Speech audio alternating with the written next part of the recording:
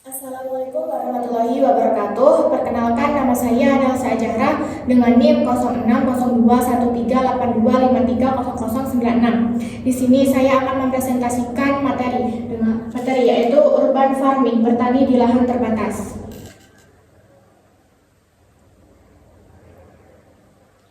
Pertama adalah pengertian urban farming. Urban farming adalah praktik bercocok tanam dan peternakan yang dilakukan di lingkungan perkotaan. Praktik ini mencakup berbagai kegiatan seperti menanam sayuran, buah-buahan, bunga, dan bahkan beternak hewan yang semuanya dilakukan di dalam kota.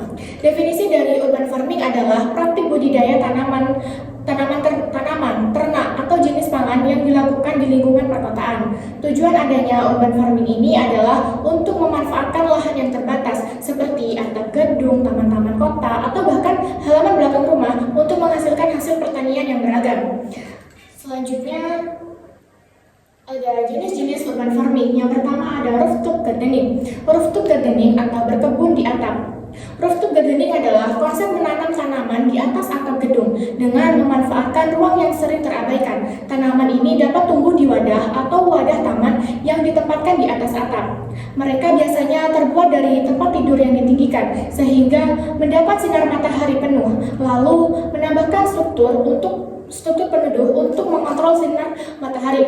Tempat ini juga bagus untuk pertumbuhan seperti tomat, paprika, ataupun kemangi. Teknik ini juga membantu untuk mengurangi jejak karbon. Selanjutnya ada vertical farming atau pertanian vertikal. Pertanian vertikal adalah pendekatan inovatif di mana tanaman tumbuh dalam lapisan vertikal. Ini dapat dilakukan di dalam bangunan dengan menggunakan lampu buatan, sistem irigasi otomatis, dan teknologi hidroponik. Pertanian vertikal juga bisa menghemat ruang, air, dan energi sambil menghasilkan hasil panen yang melimpah. Jenis pertanian tanpa tanah ini sangat bagus untuk menghasilkan tanaman seperti jamur, tomat, dan stroberi. Yang ketiga ada aquaponik. Metode urban farming yang pertama yang bisa dilakukan yaitu dengan metode aquaponik. Praktik perkebunan ini memadukan konsep budidaya tanaman sekaligus budidaya ikan. Oleh karena itu, biasanya metode aquaponik ini dilakukan karena tersedianya kolam ikan. Kolam ikan pun bisa menyesuaikan dengan lahan yang dimiliki. Beberapa contoh tanaman yang cocok dengan metode aquaponik adalah pakcoy, kangkung, dan selada. Sementara untuk jenis ikannya adalah ada ikan lele, ikan emas, dan ikan nilam. Selanjutnya ada hidroponik. Metode pertanian urban selanjutnya adalah yaitu hidroponik. Teknik bercocok tanam ini cukup populer di kalangan masyarakat. Hidroponik merupakan teknik menanam tanaman tanpa menggunakan tanah. Jadi, teknik hidroponik ini hanya menggunakan air dan campuran nutrisi yang dilakukan oleh tanaman. Sama seperti vertikultur, teknik hidroponik juga menggunakan botol atau paralon sebagai tempat menanam. Ada banyak tanaman yang bisa ditanam dengan metode hidroponik ini, yaitu tanaman kangkung, sawi hijau, pakcoy, paprika, dan sebagainya. Selanjutnya ada teknik dan metode utama, yaitu yang pertama adalah penggunaan rak vertikal. Nah, menanam tanaman secara vertikal menggunakan rak atau struktur khusus. Ini sangat efisien untuk memanfaatkan ruang sempit dan meningkatkan hasil panen yang optimal. Selanjutnya ada sistem nutrisi terkontrol atau hidroponik. Seperti hidroponik membantu tanaman tumbuh untuk lebih cepat dan stabil. Sistem penanaman tanpa tanah ini menggunakan air yang kaya akan nutrisi. Metode ini menghemat air dan memungkinkan kontrol nutrisi yang baik. Selanjutnya ada pemanfaatan atap dan dinding. Pemanfaatan ruang seperti dinding atau grenel atau atap membantu menciptakan ruang hijau baru di kota. Memanfaatkan ruang atap atau dinding sebagai area tanam. Rooftop garden juga bisa digunakan untuk peternakan hewan kecil seperti ayam atau lebah. Selanjutnya ada penataan tanaman sesuai intensitas cahaya. Nah, penataan tanaman perlu memperhatikan cahaya matahari, sirkulasi udara, dan kelembapan agar hasilnya lebih optimal. Selanjutnya ada peralatan dan bahan yang dibutuhkan, yaitu ada wadah atau pot atau pipa hidroponik. Nah, untuk pemula, penggunaan pot kecil atau botol bekas pun sudah cukup. Wadah seperti pot dan kotak tanaman yang digunakan untuk menanam tanaman di dalam ruangan terbatas di perkotaan. Wadah ini bisa terbuat dari plastik plastik, keramik, atau bahan yang sesuai untuk menampung media tanam. Selanjutnya ada media tanam.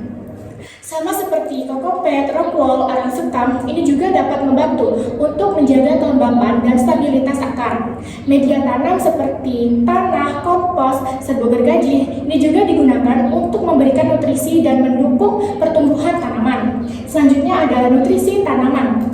Pada hidroponik, nutrisi AB mix berperan penting sebagai sumber makanan tanaman. Selanjutnya ada pompa air dan timer. Pompa air, timer, atau rangka sederhana ini sangat membantu untuk menjaga aliran air dan nutrisi tetap teratur.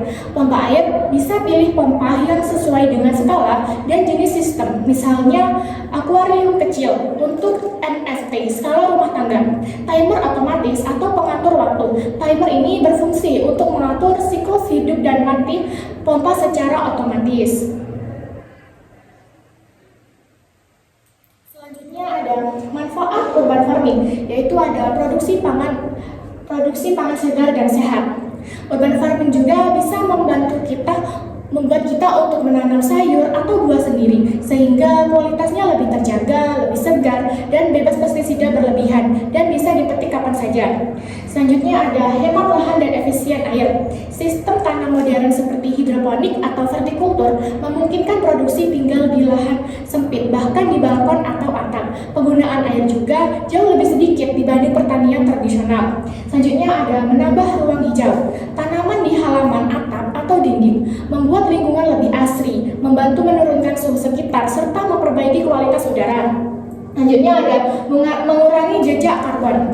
Nah, pangan yang ditanam dekat rumah tidak perlu perjalanan jauh, sehingga mengurangi emisi transportasi. Tanaman juga menyerap CO2 dan melepaskan oksigen. Selanjutnya ada peluang usaha baru. Hasil panen dapat dijual, membuka peluang bisnis sayuran segar, bibit, atau layanan instalasi kebun kota, dan permintaannya pun terus meningkat. Selanjutnya ada tantangan urban farming, yaitu ada keterbatasan sinar matahari. Di kota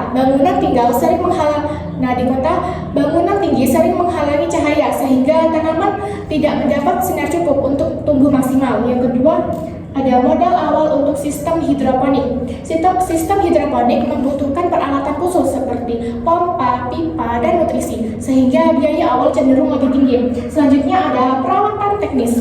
Urban farming, terutama hidroponik, memerlukan pengetahuan teknis, misalnya untuk mengatur pH, nutrisi, dan aliran air yang bisa menjadi tantangan bagi pemula. Yang selanjutnya ada ketersediaan air di daerah tertentu. Tidak semua daerah memiliki air yang stabil. Kekurangan air dapat menghambat proses penyiraman atau sirkulasi dalam hidroponik. Kesimpulan dari urban farming ini adalah solusi inovatif untuk ketahanan pangan perkotaan yang memanfaatkan ruang sempit seperti teras, atap, atau dinding dengan teknologi seperti hidroponik, aquaponik, dan vertikultur untuk menghasilkan pangan yang lebih segar dan meningkatkan ekonomi lokal, menciptakan ruang hijau, serta mengadopsi masyarakat. Sekian presentasi dari saya. Terima kasih saya ucapkan. Wassalamualaikum warahmatullahi wabarakatuh.